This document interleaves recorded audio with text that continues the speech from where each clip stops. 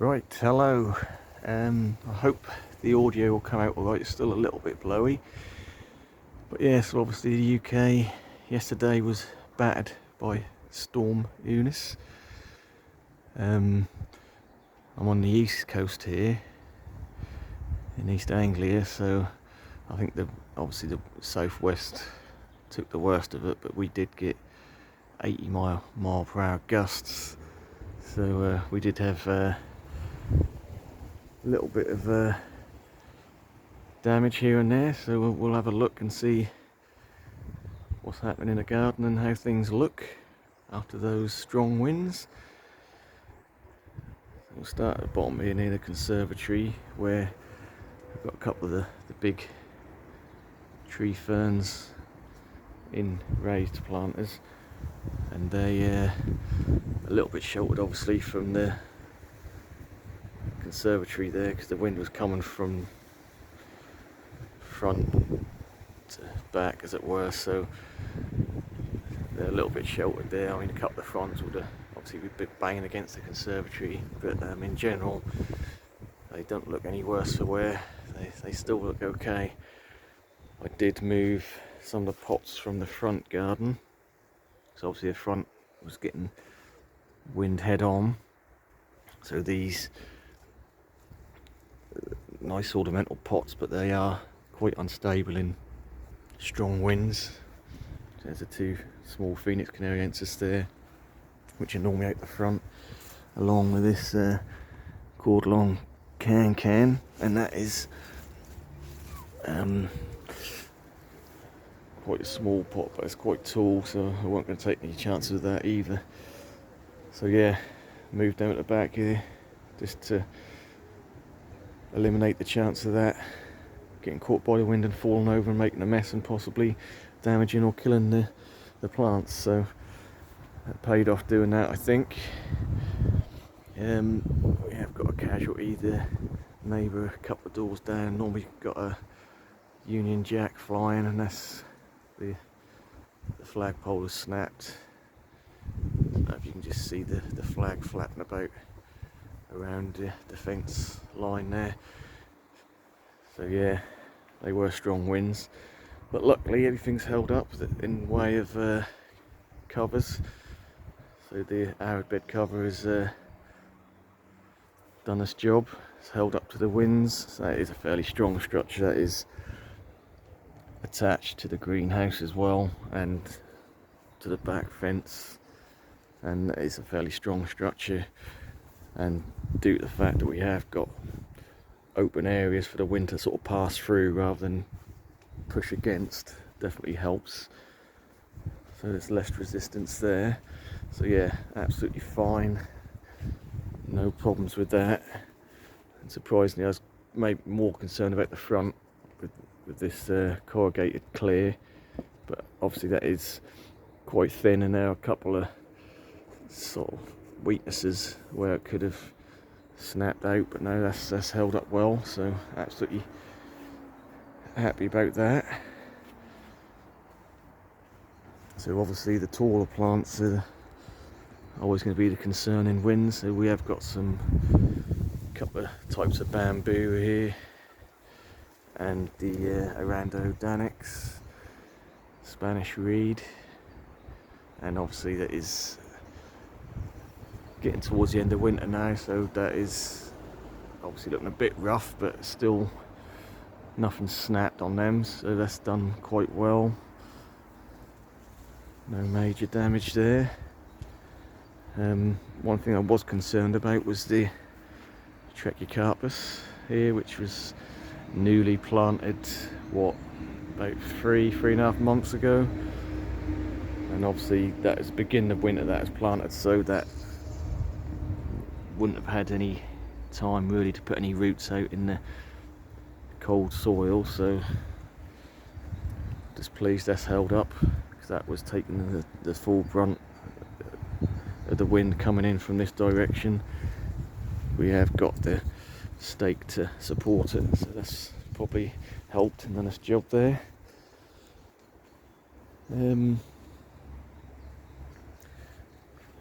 Shelter here for the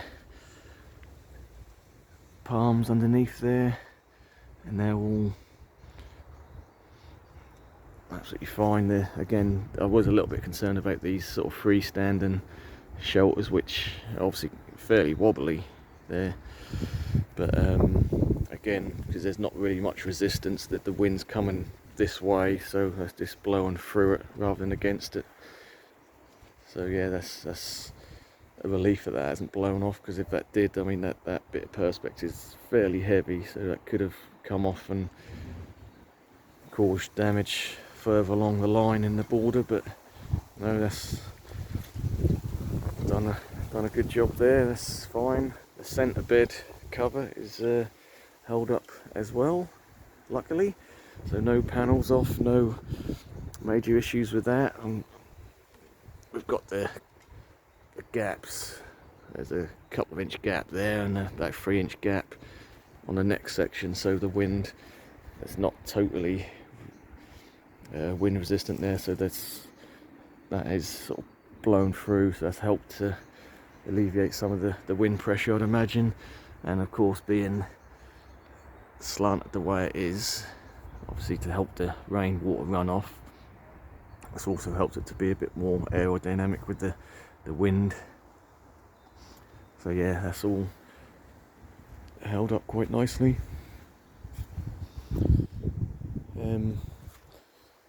Yeah, so the first major bit of damage we can see here is this Fats header. So that's the cross between a Fats ear and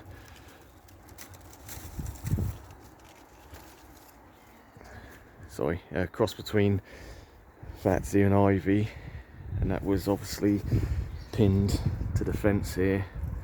That is snapped all the ties for that and drooped over at the moment, but I'm not going to tie that on just yet. Luckily the trunk or main stem, if you like, is fairly flexible on them, so that'll stay there for now. We've got winds for the next few days at least, so that's supported nicely against Washingtonia there and other bits, so that's not going to go anywhere to cause any more damage. So I'd rather leave it there for now. But you can see there's a couple of bits that have been snapped off here, and there's another bit. So there's a bit there, and there's another bit come off the top. Luckily these do propagate fairly easily, so I may well get a couple of propagations out of that. If I cut that nice and neat there, stick it in a pot of soil, maybe get 2 out of this one. So that's always worth a try. Already broken off, so we've got nothing to lose on that, so I'll try propagating that. Just leave them down here for now. I mean, luckily, you do expect winds and storms at this time of year. It's always the worst month, February, but you know, most of the big leaf plants aren't in, obviously, like the gunnery there. That's just a little stub at the minute, and all the leaves, the dead leaves from last year, are still in place, so that's good. No problem with the little tree fern here.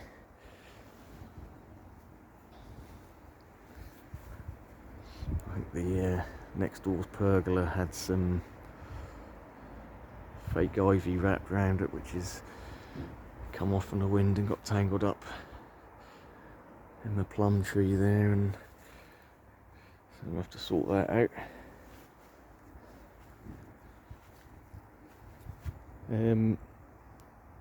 Oh, let's just go back a minute, because I think I overlooked, we've got a cord line this side, which I noticed had leant over as well. So this is the cord line Superstar, which is the really wide leaf, glossy cord line, which was a little bit wobbly on the trunk, and you can see that is quite unstable there, it's not rooted in well at all, so I'm going to have to, again, in a few days time, maybe next weekend when the winds have properly settled down a bit, hopefully get that propped up and staked in properly so that can root more solidly. So yeah, that's sort of tipped over on its side, which is not uncommon for cord lines. They do, you either get one that roots solid or they don't, so you do need to support them for the first few years just to get them going properly, otherwise they won't grow well at all unless they feel secure. So this is another cord line, the Indivisor, which was a little bit wobbly, and I did stake it last year and also mound the soil up around it. That is a little bit wobbly, but thankfully this is a more sheltered position here, so that is still upright, so hopefully that shouldn't have caused any problems to that. So going along here, everything else seems pretty much okay. We've got another shelter which is held up fine. This is just a bit of perspex on a frame and staked in, and that's, again, the angle it's at has sort of helped the wind just let it pass straight through rather than cause any resistance, so that's held up fine. We've got another cord line Superstar there. This one's done a bit better, and that has rooted solidly, that one. That's absolutely fine.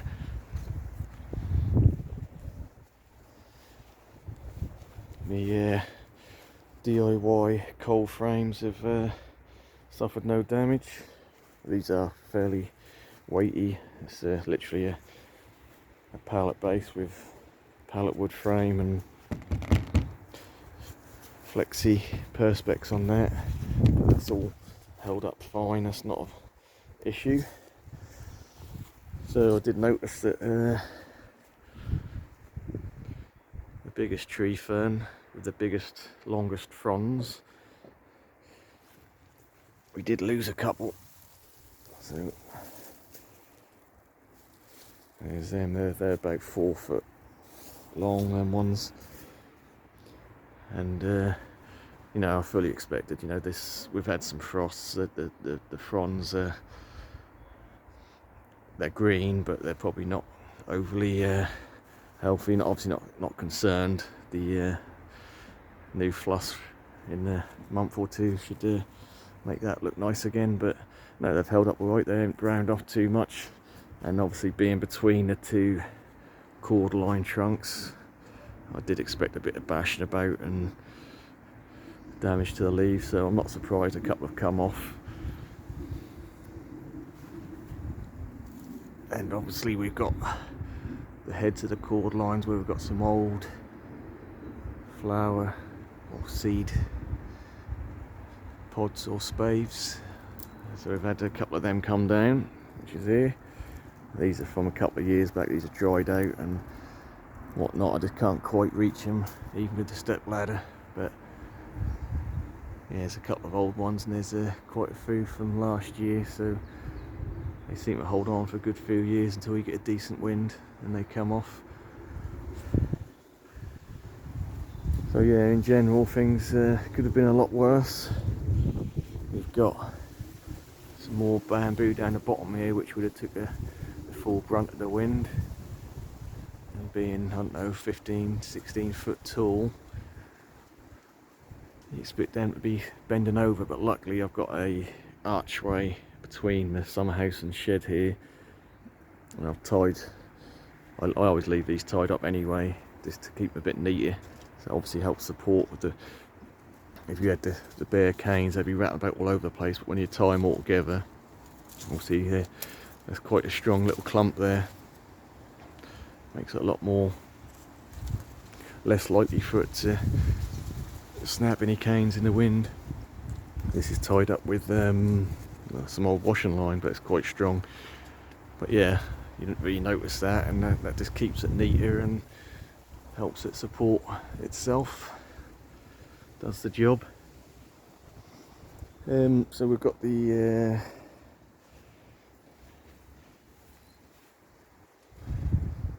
cactus bed, which is, to be honest, I'm getting rid of this in the spring this year. I'll be distributing these cacti out in pots or to the arid bed in other areas, so I'm going to get rid of that, and I'll have that as a little small palm area, potted palm area maybe. But yeah, so I've had this for the last few years. It's held up well, and this year, obviously with that wind we've just had yesterday, that has put a big rip in this perspex. It's not very thick. I mean, it's strong, but if it gets a rip or tear in it, that will go, and that has just ripped a chunk out here at the top. But no, that's served its purpose. I've had that for about 4 or 5 years. That's done well. That was time to, if I'd have kept that as a cactus bed, I would have just remade something else, but I'll scrap that, salvage any bits off I can, and scrap the rest of it. Right, so another Trachycactus here, fairly big one, and this one's always a little bit messy anyway. The fronds, I think most of them are already probably bent over, so that's sort of really not took any damage at all as it was before.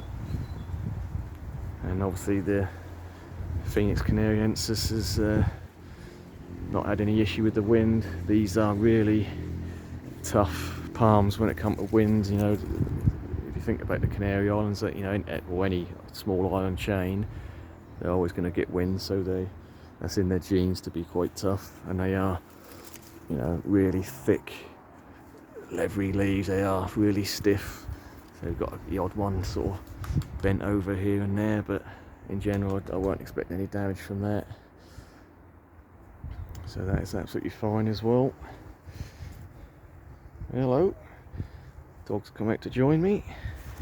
Right, good boy. Yeah, so all in all, could have been a lot worse. So it was sort of really just minor damage. The grapevine, I needed to sort that out anyway, and got around to doing that yet, so I need to neaten that up a bit and give that a clip back. The